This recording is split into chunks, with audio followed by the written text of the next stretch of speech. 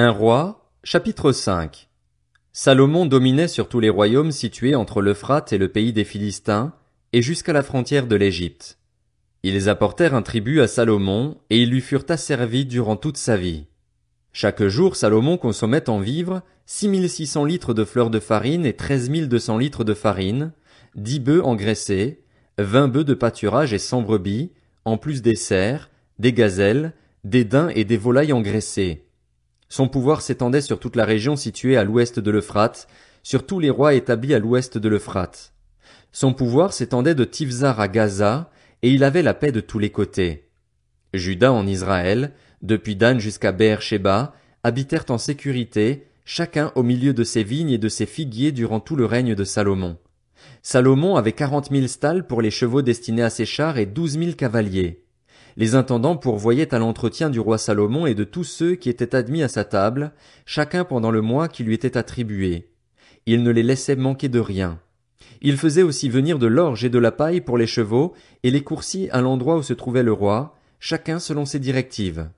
Dieu donna à Salomon de la sagesse, une très grande intelligence et des connaissances aussi nombreuses que le sable qui est au bord de la mer. La sagesse de Salomon dépassait celle de tous les nomades de l'Est et de toute la sagesse des Égyptiens. Il était plus sage que n'importe quel homme, plus sage qu'Étan, les Zrakites, ou qu'Éman, Calcol et Darda, les fils de Macol, et son nom était connu parmi toutes les nations environnantes. Il a prononcé 3000 sentences et composé 1005 cantiques. Il a parlé des arbres, depuis le cèdre du Liban jusqu'à l'hysope qui sort de la muraille. Il a aussi parlé des animaux, des oiseaux, des reptiles et des poissons.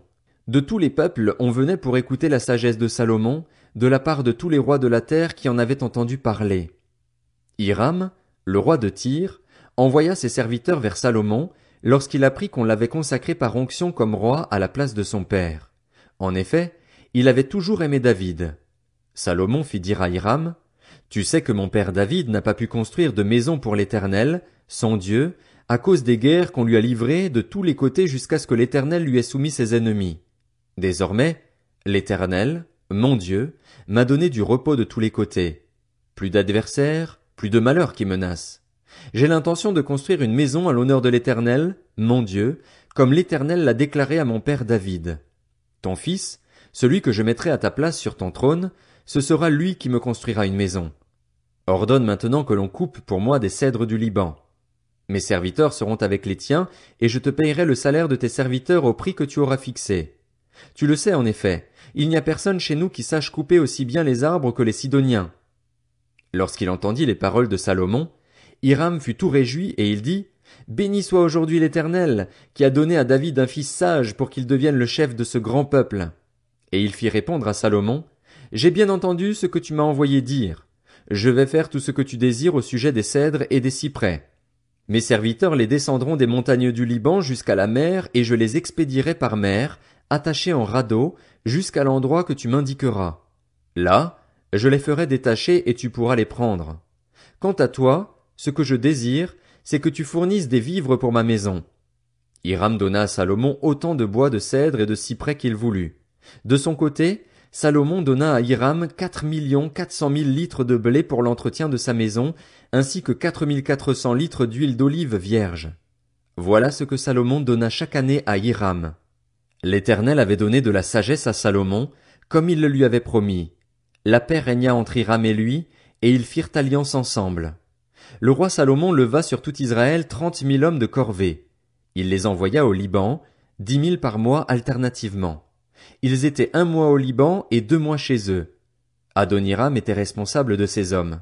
Salomon disposait encore de 70 000 hommes pour porter les fardeaux et de 80 000 pour tailler les pierres dans la montagne, sans compter les chefs. Ils étaient au nombre de 3 300, désignés par Salomon comme responsables des travaux et chargés de surveiller les ouvriers. Le roi ordonna d'extraire de grandes et magnifiques pierres de taille pour les fondations du temple. Les ouvriers de Salomon, ceux de Hiram et les artisans de Gebal les taillèrent. Ils préparèrent ainsi le bois et les pierres nécessaires pour construire le temple.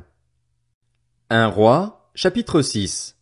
Ce fut 480 ans après la sortie d'Égypte des Israélites que Salomon commença de construire la maison destinée à l'Éternel, la 4e année de son règne sur Israël, durant le mois de Ziv, qui est le 2e mois. La maison que le roi Salomon construisit en l'honneur de l'Éternel avait 30 mètres de long, 10 de large et 15 de haut.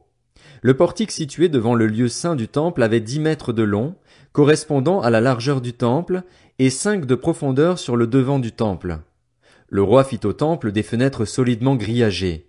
Il construisit contre le mur du temple des étages circulaires, qui faisaient le tour des murs du temple, du lieu saint et du sanctuaire. Il fit des chambres latérales tout autour. L'étage inférieur était large de 2 mètres et demi, celui du milieu de 3 et le troisième de 3 et demi. En effet, il ménagea des retraits tout autour du temple, à l'extérieur, afin que la charpente ne pénètre pas dans les murs du temple. Lorsqu'on construisit le temple, on se servit de pierres toutes taillées. On n'entendit ni marteau, ni hache, ni aucun instrument en fer dans le temple pendant qu'on le construisait. L'entrée des chambres de l'étage inférieur se trouvait sur le côté droit du temple. On montait à l'étage du milieu par un escalier tournant, et de l'étage du milieu au troisième. Lorsqu'il eut fini de construire le temple, Salomon lui fit un plafond de planches et de poutres de cèdre. Il donna 2 mètres et demi de hauteur à chacun des étages qui faisaient tout le tour du temple, et il les rattacha à la maison par des poutres de cèdre. L'Éternel adressa la parole à Salomon. Te voilà en train de construire ce temple. Si tu suis mes prescriptions, si tu mets mes règles en pratique, si tu respectes et gardes tous mes commandements, j'accomplirai la promesse que j'ai faite à ton père David envers toi. J'habiterai au milieu des Israélites et je n'abandonnerai pas mon peuple, Israël. Lorsqu'il eut fini de construire le temple, Salomon revêtit ses murs intérieurs de planches de cèdre, depuis le sol jusqu'au plafond. Il revêtit ainsi de bois l'intérieur et il couvrit le sol de la maison de planches de cyprès. Il revêtit de planches de cèdre les 10 mètres du fond du temple, depuis le sol jusqu'au haut des murs, et il réserva cet espace pour en faire le sanctuaire, le lieu très saint. Les 20 mètres sur le devant formaient la maison, c'est-à-dire le temple. Le cèdre à l'intérieur de la maison présentait des sculptures de coloquintes et de fleurs entr'ouvertes. Tout était en cèdre, on ne voyait aucune pierre. Salomon établit le sanctuaire à l'intérieur, au milieu du temple, pour y placer l'arche de l'alliance de l'Éternel. Il avait 10 mètres de long, 10 de large et 10 de haut, et Salomon le couvrit d'or pur. Il fit devant le sanctuaire un autel en cèdre et le couvrit d'or. Il couvrit d'or pur l'intérieur du temple, et il fit passer le voile dans des chaînettes d'or devant le sanctuaire, qu'il couvrit d'or. Il couvrit d'or tout le temple tout entier, et il couvrit d'or tout l'autel qui se trouvait devant le sanctuaire. Il fit dans le sanctuaire 2 chérubins en olivier sauvage, hauts de 5 mètres.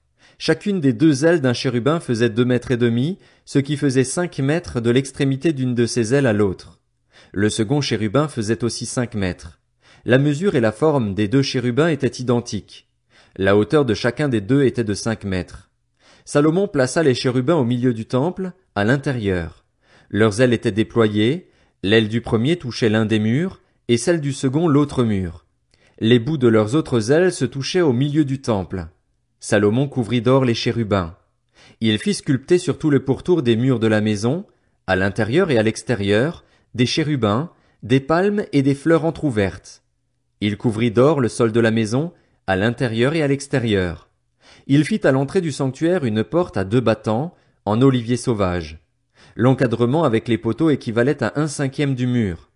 Les 2 battants étaient en olivier sauvage. Il y fit sculpter des chérubins, des palmes et des fleurs entr'ouvertes, et il les couvrit d'or. Il plaqua aussi de l'or sur les chérubins et sur les palmes.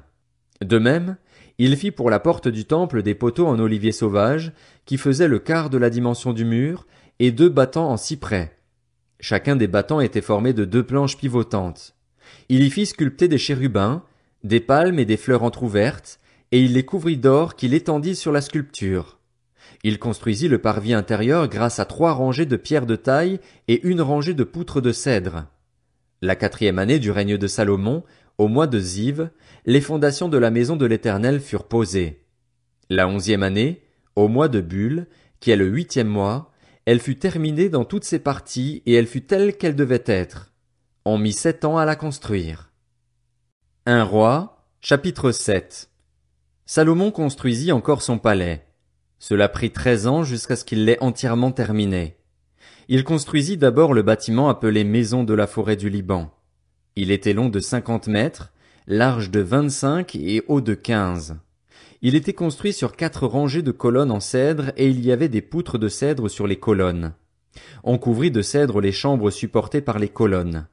Il y en avait 45, soit 15 par étage.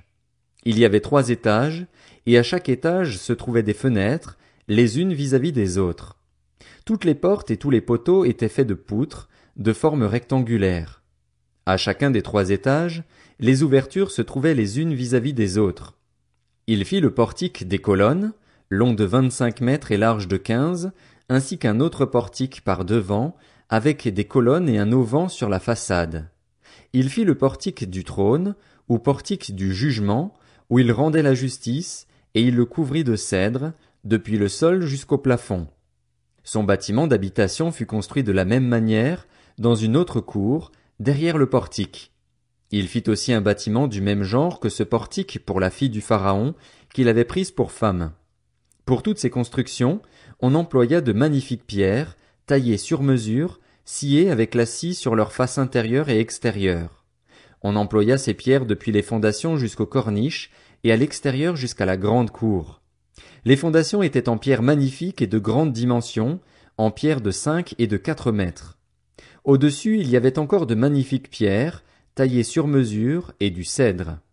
Tout autour de la grande cour, il y avait 3 rangées de pierres de taille et une rangée de poutres de cèdre, comme pour le parvis intérieur et le portique de la maison de l'Éternel. Le roi Salomon fit venir de Tyr un certain Hiram. C'était le fils d'une veuve membre de la tribu de Nephtali et d'un père tyrien, et il travaillait le bronze. Hiram était rempli de sagesse, d'intelligence et de savoir-faire pour fabriquer toutes sortes d'objets en bronze. Il arriva auprès du roi Salomon et il réalisa tous ses travaux. Il fit les 2 colonnes de bronze. La première faisait 9 mètres de haut, et on pouvait mesurer la circonférence de la seconde avec un fil de 6 mètres. Il fondit 2 chapiteaux de bronze pour les mettre sur les sommets des colonnes. Le premier faisait 2 mètres et demi de haut, tout comme le second. Il fit des treillis en forme de réseau, des festons façonnés en chaînettes, pour les chapiteaux qui étaient sur le sommet des colonnes, 7 pour le premier chapiteau et 7 pour le second.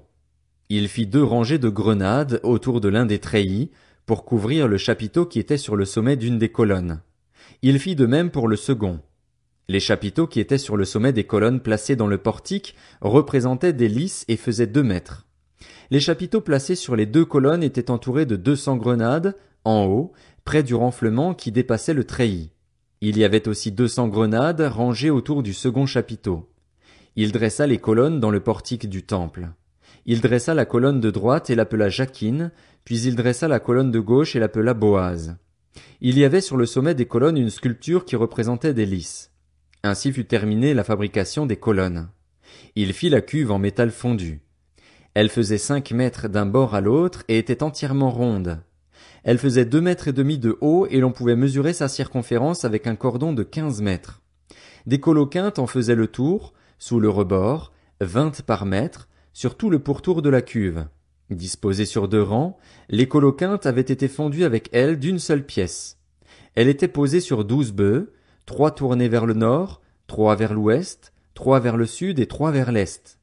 La cuve reposait sur eux et toute la partie postérieure de leur corps était à l'intérieur. Elle était épaisse de 8 centimètres et son bord, pareil à celui d'une coupe, avait la forme d'une fleur de lys. Elle pouvait contenir 44 000 litres. Il fit les 10 bases en bronze. Chacune faisait 2 mètres de long, 2 de large et 1 et demi de haut. Voici en quoi consistaient ces bases. Elles étaient formées de panneaux attachés au coin par des montants. Sur les panneaux qui étaient entre les montants figuraient des lions, des bœufs et des chérubins. Sur les montants, au-dessus comme au-dessous des lions et des bœufs, il y avait des ornements qui pendaient en festons. Chaque base avait 4 roues en bronze avec des essieux en bronze. Aux 4 angles se trouvaient des épaulements en métal fondu, au-dessous du bassin et plus bas que les festons. Le couronnement d'une base présentait à l'intérieur une ouverture qui se prolongeait de 50 centimètres vers le haut. Cette ouverture était ronde, comme pour les objets de ce genre, et elle faisait 75 centimètres de large. Il s'y trouvait aussi des sculptures. Les panneaux étaient carrés et non arrondis. Les 4 roues se trouvaient sous les panneaux, et les essieux des roues étaient fixés à la base. Chacune faisait 75 centimètres de haut. Les roues étaient faites comme celles d'un char. Leurs essieux, leurs jantes, leurs rayons et leurs moyeux, Tout était en métal fondu. Il y avait aux 4 angles de chaque base 4 épaulements de la même pièce que la base. La partie supérieure de la base se terminait par un cercle de 25 centimètres de hauteur, et ses appuis et ses panneaux étaient faits de la même pièce. Sur les plaques des appuis et sur les panneaux, il grava des chérubins, des lions et des palmes, en fonction de la place disponible, ainsi que des guirlandes tout autour. C'est ainsi qu'il fit les 10 bases. Le métal fondu, la mesure et la forme étaient les mêmes pour toutes. Il fit 10 bassins en bronze. Chaque bassin pouvait contenir 880 litres, faisait 2 mètres et reposait sur l'une des 10 bases. Il plaça 5 bases sur le côté droit du temple et 5 sur le côté gauche. Quant à la cuve, il la plaça du côté droit du temple, au sud-est. Hiram fabriqua encore les cendriers, les pelles et les coupes. C'est ainsi qu'Hiram termina tout le travail que le roi Salomon lui fit faire pour la maison de l'Éternel. 2 colonnes, avec les 2 chapiteaux et leurs bourrelets sur le sommet des colonnes, les 2 treillis, pour couvrir les 2 bourrelets des chapiteaux sur le sommet des colonnes, les 400 grenades pour les 2 treillis, 2 rangées de grenades par treillis, pour couvrir les 2 bourrelets des chapiteaux sur le sommet des colonnes, les 10 bases avec les 10 bassins qui vont dessus, la cuve et les 12 bœufs qui vont sous la cuve, les cendriers, les pelles et les coupes. Tous ces ustensiles que le roi Salomon fit faire à Hiram pour la maison de l'Éternel étaient en bronze poli. Le roi les fit fondre dans la plaine du Jourdain dans un sol argileux, entre Sukkot et Tsartan. Salomon laissa faire tous ces ustensiles sans vérifier le poids du bronze, tant il y en avait. Salomon fit encore tous les autres ustensiles pour la maison de l'Éternel, l'autel en or, la table en or sur laquelle on mettait les pains consacrés, les chandeliers en or pur, 5 à droite et 5 à gauche, devant le sanctuaire, avec les fleurs, les lampes et les mouchettes d'or, les bassins, les couteaux, les coupes, les tasses et les brûle-parfums en or pur, les gonds en or pour la porte située à l'intérieur du temple, à l'entrée du lieu très saint, et pour la porte de la salle située à l'entrée du temple. Ainsi fut terminé tout le travail que le roi Salomon fit pour la maison de l'Éternel. Puis il apporta l'argent, l'or et les ustensiles que son père David avait consacrés, et il les mit parmi les trésors de la maison de l'Éternel.